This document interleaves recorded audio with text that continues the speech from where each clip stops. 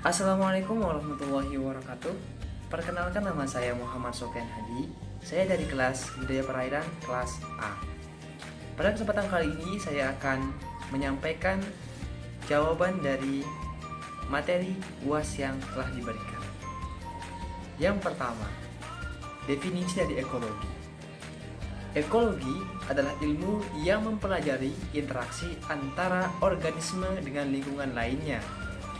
Ekologi berasal dari kata Yunani, yaitu oikos yang berarti habitat dan logos yang berarti ilmu. Ekologi diartikan sebagai ilmu yang mempelajari baik interaksi antar makhluk hidup maupun interaksi antara makhluk hidup dan lingkungannya. Istilah ekologi pertama kali dikemukakan oleh Ernest Haeckel. Dalam ekologi, makhluk hidup dipelajari sebagai kesatuan atau sistem dengan lingkungannya. Pembahasan ekologi tidak lepas dari pembahasan ekosistem dengan berbagai komponen penyusunnya, yaitu faktor abiotik dan biotik. Faktor abiotik antara lain suhu, air, kelembaban, cahaya matahari, dan lain-lain. Sedangkan faktor biotik adalah makhluk hidup yang terdiri dari manusia, hewan, tumbuhan, dan mikroba. Selanjutnya, manfaat dari mempelajari ekosistem. Yang pertama, mengenal lebih banyak keanekaragaman hayati. Kemudian yang kedua, mengenal lebih jauh tentang makhluk hidup. Yang ketiga, membantu mengetahui dampak terhadap lingkungan. Yang keempat, membantu memecahkan masalah pangan. Kemudian yang kelima, membantu memecahkan masalah pertanian. Kemudian yang keenam, membantu memecahkan masalah energi. Kemudian yang ketujuh, membantu memecahkan masalah kesehatan. Yang kedelapan, membantu proses industri yang lebih maju. Kemudian yang sembilan, mengenal kesetimbangan dalam kehidupan. Komponen ekosistem terdiri dari dua komponen, yaitu komponen biotik dan abiotik. Yang pertama, komponen biotik. Komponen biotik dari suatu ekosistem merupakan bagian dari ekosistem yang merupakan makhluk hidup. Adapun pengertian dari biotik sendiri adalah hidup. Seperti yang kita ketahui bersama, bahwa di suatu komponen lingkungan atau ekosistem pastilah ada yang namanya makhluk hidup. Ekosistem tidak akan terbentuk tanpa adanya makhluk hidup. Karena makhluk hiduplah dapat terbentuk suatu rantai makanan dalam suatu ekosistem. Kemudian komponen yang kedua yaitu komponen abiotik.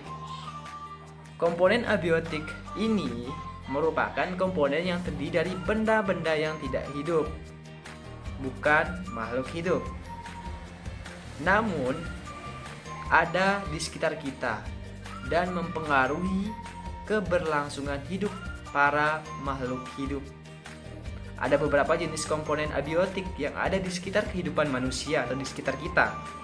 Beberapa komponen tersebut adalah seperti air, udara, batu, angin, kelembapan udara, suhu, sinar matahari, dan masih banyak lagi. Selanjutnya yaitu daur hidrologi. Hidrologi merupakan salah satu hal yang terdapat di bumi. Hidrologi merupakan istilah yang digunakan untuk menggambarkan hal-hal yang berkaitan dengan air yang ada di bumi. Hidrologi juga sangat berkaitan dengan hidrosfer. Yang dimaksud dengan hidrosfer merupakan lapisan air yang ada di permukaan bumi. Hidrosfer ini merupakan air, dan air merupakan benda yang mempunyai siklus. Siklus sendiri merupakan suatu peristiwa yang berputar. Siklus yang berhubungan dengan hidrosfer ini disebut dengan daur atau siklus hidrologi. Selanjutnya, jenis-jenis ekosistem. Terdapat dua interaksi pada ekosistem, yaitu interaksi air tawar dan interaksi air laut. Kita membahas yang pertama, interaksi pada ekosistem air tawar. yaitu danau. Danau, sesuai dengan namanya yang dimilikinya, ekosistem danau merupakan ekosistem yang cakupan wilayahnya berupa danau dan sekitarnya. Ekosistem danau ini termasuk ke dalam ekosistem air tawar. Meskipun secara umum air di danau bisa juga terisi dari air asin. Adapun ciri-ciri dari ekosistem danau ini, yang pertama, terdapat variasi suhu yang tidak mencolok, memiliki penetrasi cahaya yang kurang, kemudian dipengaruhi oleh iklim dan cuaca. Selanjutnya, jenis tumbuhan didominasi oleh ganggang dan tumbuhan biji. Kemudian dihuni oleh hampir semua filum hewan. Selanjutnya, komponen ekosistem dari danau tersebut ada dua, yaitu biotik dan abiotik. Komponen abiotik atau komponen hidup yang dimiliki oleh ekosistem danau ini jumlahnya banyak sekali. Di antaranya adalah ikan, udang, alga, ganggang, eceng gondok, dan lain sebagainya, serta binatang air tawar dan tumbuhan air tawar lainnya. Kemudian komponen dari abiotik. Komponen abiotik yang dimiliki oleh ekosistem danau ini antara lain, yaitu suhu, air, cahaya matahari, angin, batu, tanah, dan tingkat keasaman atau pH. Selanjutnya, interaksi pada ekosistem air tawar, yaitu pada sungai. Sungai atau ekosistem sungai ini termasuk dalam jenis ekosistem air. Ekosistem sungai ini berarti segala macam interaksi atau hubungan timbal balik dari makhluk hidup dan juga lingkungannya, yang mana meliputi kawasan atau daerah sungai. Ekosistem sungai ini meliputi di sepanjang wilayah daerah aliran sungai, dari hulu sungai, badan sungai, dan juga hilir sungai, dan bahkan muara sungai. Di sepanjang aliran sungai inilah disebut sebagai ekosistem sungai. Ciri-ciri dari ekosistem sungai yang pertama, adanya air yang terus mengalir dari arah hulu menuju ke arah hilir. Kemudian terdapat variasi kondisi fisik dan juga kimia dalam tingkatan aliran air yang sangat tinggi. Kemudian yang ketiga, adanya perubahan kondisi fisik dan juga kimia yang berlangsung secara terus-menerus. Kemudian yang keempat, dihuni oleh berbagai macam tumbuhan dan juga binatang yang telah beradaptasi dalam kondisi aliran air. Komponen ekosistem sungai ada dua, yaitu komponen biotik dan abiotik. Yang pertama, komponen abiotik. Komponen abiotik antara lain yaitu batu, suhu, cahaya, matahari, kelembaban udara, dan lain-lain. Kemudian komponen yang kedua yaitu biotik. Komponen biotik merupakan komponen yang terdiri dari makhluk hidup tentunya, baik tumbuhan maupun binatang. Ekosistem sungai mempunyai banyak sekali komponen biotik seperti tumbuhan, dalam hal ini ganggang, kangkung liar, eceng gondok, lumut, dan lain-lain. Kemudian binatang seperti siput, keong, udang, dan serangga, dan masih banyak lagi, serta organisme-organisme lainnya. Selanjutnya, interaksi pada ekosistem air laut. Yang pertama, hutan mangrove atau bakau. Hutan mangrove atau bakau ini merupakan hutan yang berada di lingkungan perairan air payau. Hutan ini merupakan hutan yang sangat dipengaruhi oleh keberadaan pasang surut air laut. Ekosistem hutan bakau ini cukup khas. Kekhasan ekosistem hutan mangrove ini salah satunya karena adanya pelumpuran di wilayah hutan tersebut. Karena jenis tanah yang dimiliki oleh hutan ini cenderung berlumpur, maka bisa dibayangkan hanya sedikit tumbuhan yang bisa hidup di daerah ini.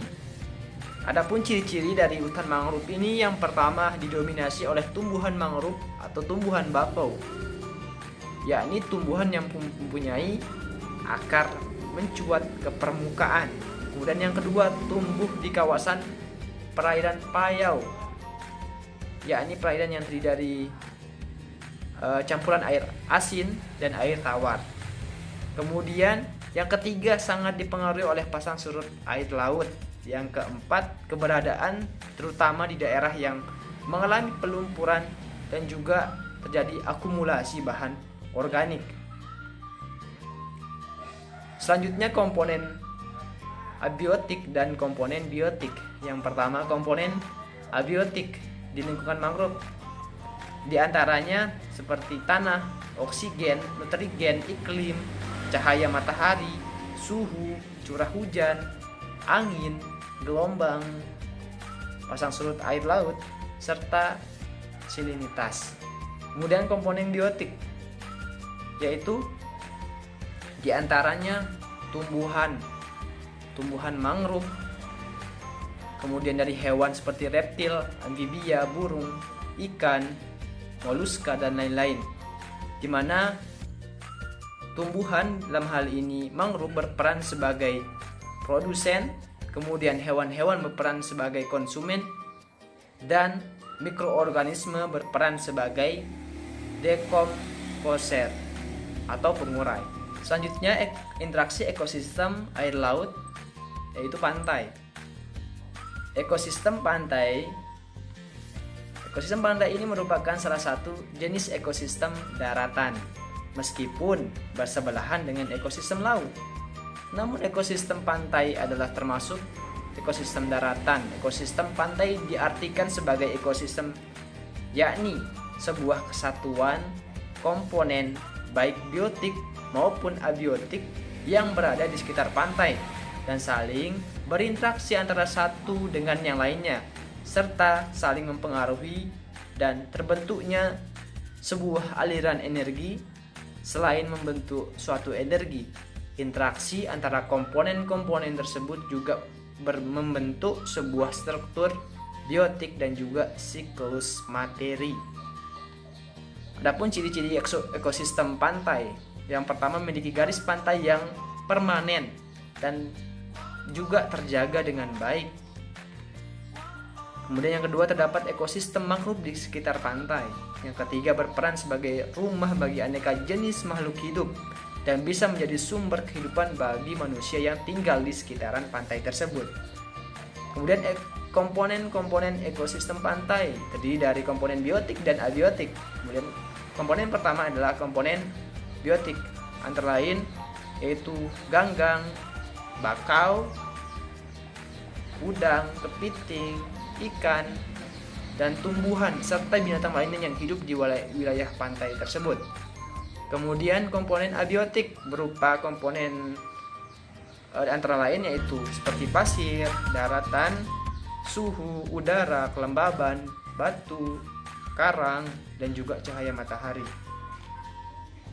Selanjutnya, interaksi ekosistem pada air laut, yaitu laut lepas atau laut dalam.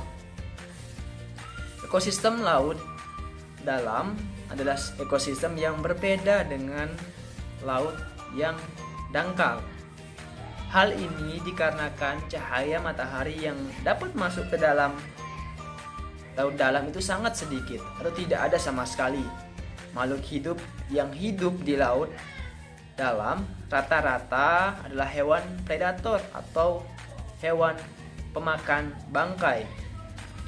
Ekosistem laut dalam dilihat berdasarkan lapisan kedalaman laut,